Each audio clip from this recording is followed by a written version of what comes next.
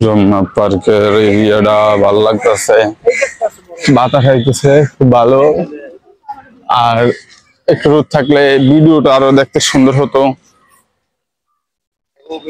Video করতে গেলে একটু রোদ মত লাগে। এখন যে ওয়েদার অনেকটা সন্ধ্যার মতো হয়ে গেছে, যদি এখন সন্ধ্যা না, এখন সন্ধ্যায় তো নামে 7টার দিকে, এখন বাজে 5টা বিকেল। তো 5টা 7টা তো একরকম না, 2 ঘন্টা টাইম মানে অনেক কিছু। কিন্তু আজকের আবহাওয়াটাই কেমন যেন একটু মন্দা মন্দা। হয়তো আবহাওয়া আর মানে রাগ করে রয়েছে কার উপর।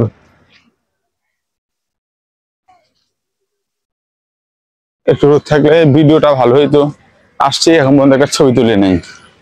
এই আবহাওয়া ছবি তুলে আমার আর কি খুঁজেই পাইবো না।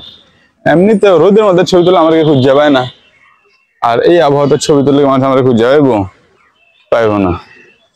তার জন্য আর ঝুঁকি নিতেছে না ছবি তোলার মতো। অনেক পুকির আসছে, পুকি কাপড়রা।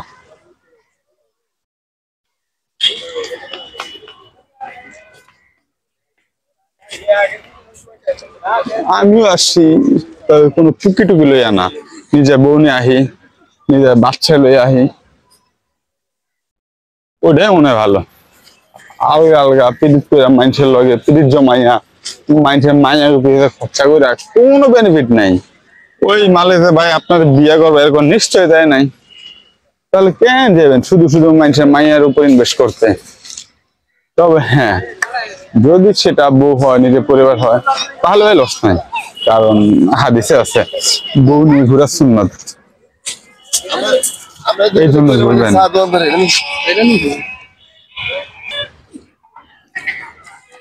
আর এমনিতে আপনি বহিরাগত নারী মরি লইয়া ঘুরলে ভাই কট খাওয়ার সম্ভব লাগে। আর যাই হোক বউ নিয়ে ঘুরলে কিন্তু কেউ আপনার কটকট দেবো না, এটাও কিন্তু একটা শান্তির জিনিস।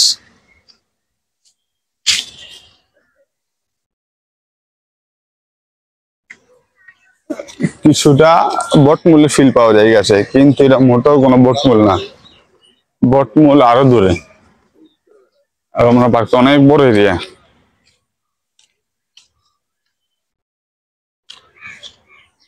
এখানে যতই ঘুরবেন আপনার খারাপ লাগবে না কখনোই। মনে একটা প্রশান্তি আসে এখানে আপনি হাঁটলে।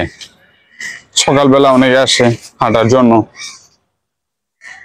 আর দুপুর বিকেলের পর যারা আসে তারা আসে মূলত ঘোরার জন্যই।